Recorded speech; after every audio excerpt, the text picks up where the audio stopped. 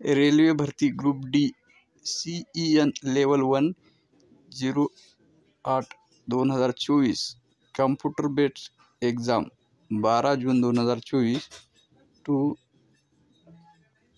5 August 2025 या दिवशी घेण्याचे ठरवण्यात आले आहे।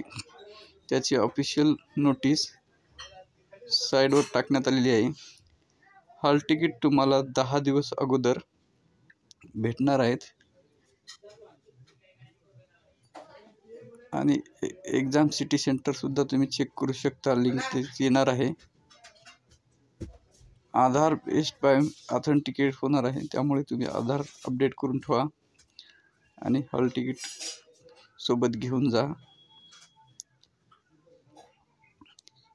या नोटिफिकेशनद्वारे आपण बघू शकता कॉम्प्युटर बेस्ड एक्झाम होणार आहे CBT ने।